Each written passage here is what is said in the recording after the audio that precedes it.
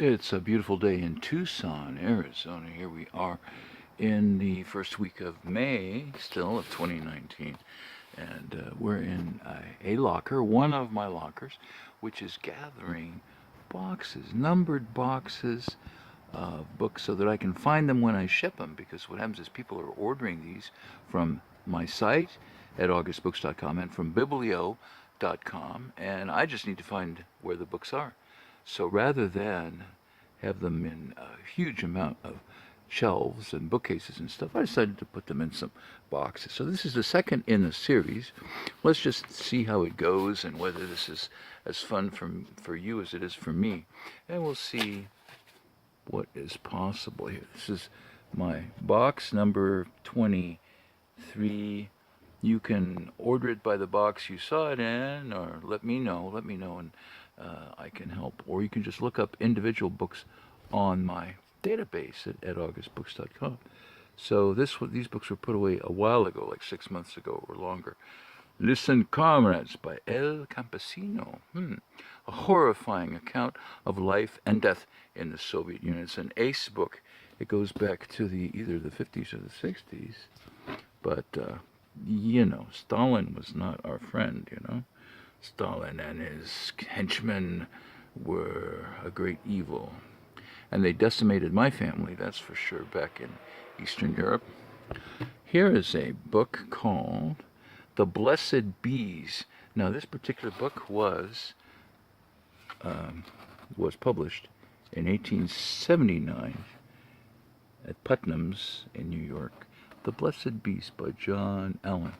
And it's definitely not in perfect shape, but it's all about the subject of aviculture. Is that what it is, aviculture? So, just a handsome little book there. I think this one is like it could be as much as $200, and I'm not sure. I have to look on the database. There's no other copies just like it out there. And here's a John Steinbeck in the Collier edition of Mice and Men. Man, were they ever slinging of Mice and Men at the high school students over a couple of generations. Everybody has to read of Mice and Men. How do you feel about this guy having to shoot his mentally disabled buddy because he strangled a girl? It's a tough question that has yet to be answered, I guess. Oh, look at this. This is a beauty. Doctor. That's a T. That's a weird looking T. Dr. Rameau by Georges Onef, huh? And I believe this is a novel. I don't think that this is a biography per se. By Rand McNally. Well, we can maybe get into that a little bit more. And Essays and Addresses on the Philosophy of Religion by the Baron Friedrich von Hugel. Hugel. There's an umlaut on top of that H, on top of that U. I mean, second series. I don't know, but it's got the dust jacket. That adds to its authenticity, huh? What do we got here? London, Methuen and Company. Okay. Just some oldies but goodies in here. But then again, what is this? North to the Horizon. Arctic Doctor and Hunter, 1913 to 1917. So he was an Arctic hunter. Harrison J. Hunt, M.D., and Ruth Hunt Thompson. I wonder who the doctor was in the family. Is this one illustrated, perhaps? Oh, it's in the form of a diary, huh? I would say that is it does not have exactly a flourish of illustrations in it, but there's a couple Arctic maps and stuff in there that you might like. Crystallography, and crystal chemistry, an introduction. I think they're still using this book in college campuses. Ah, boy, if I'm opening a book, I should have something to show you. This is just silly. Okay, so it's like a really good academic thing on crystals, crystal structures, things you can make out of crystals and stuff. Maybe the world is made out of crystals. And crystallography is next to godliness. Some letters from Livingston. Livingston. Okay, so this is one of several books, 4 or 5 books I think I got, which have to do with Africa, the African experience, Africans, and also European explorers and adventurers. Oh man, I wanted to show you the pictures. Ah, there's Livingston right there. David Livingston. Dr. Livingston, I presume, sitting out in the jungle gloom. And this was published by Negro University's Press in New York. So the books from Negro University Press have an additional value to them because of, the African Americans who were associated with this and the work that this company was doing to help to better the education of African Americans. Social Sciences as Sorcery. You believe that? By Stanislav Andreski. Social Sciences as Sorcery. Hey, look this up because this book does appear as almost one of a kind book on sociology. I have sociology, I have anthropology, I have geology, I have geography. The Black Journey by Hart, H-A-A-R-D-T. I wonder if this is another book that was imprinted by the Negro Universities. There it is, Negro University's Press. The Black Journey across Central Africa with the Citroën expedition. The Citroën expedition? You mean they took Citroën automobiles across Africa? Could have been, I guess, huh?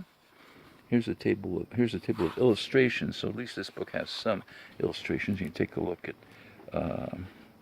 some ethnic and other, things about the terrain that they crossed and the lives of the natives that they encountered.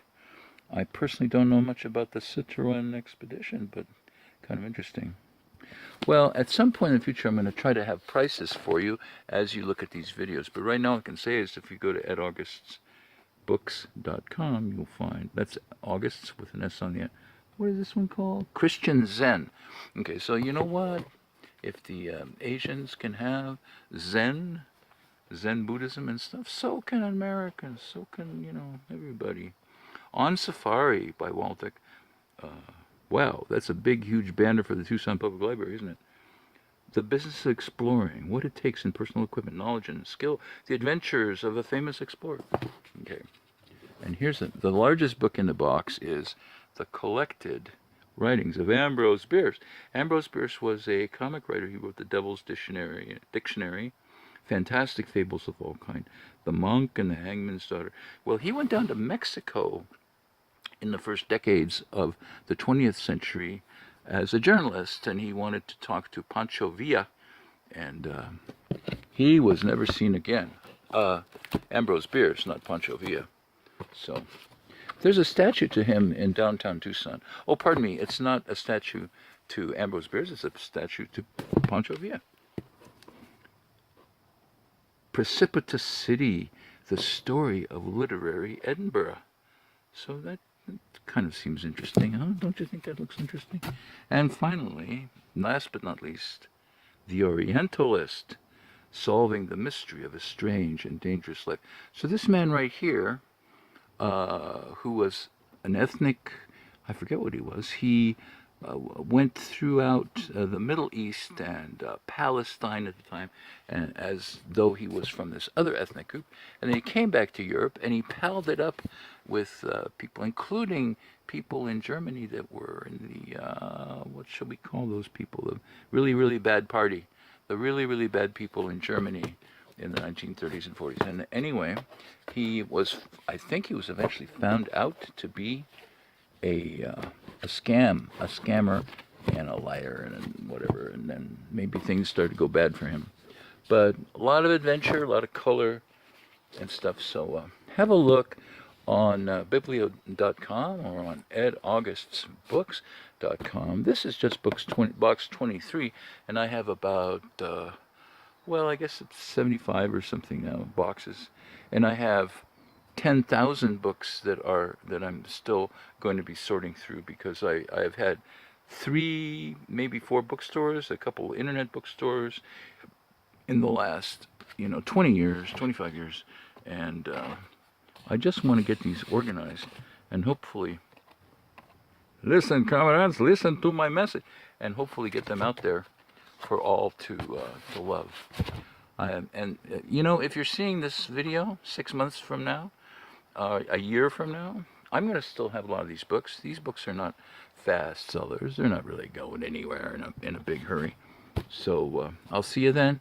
Thanks so much for looking in. Remember, I have astrology, tarot, old books, and all kinds of other goodies to offer. So talk to you soon. Bye now.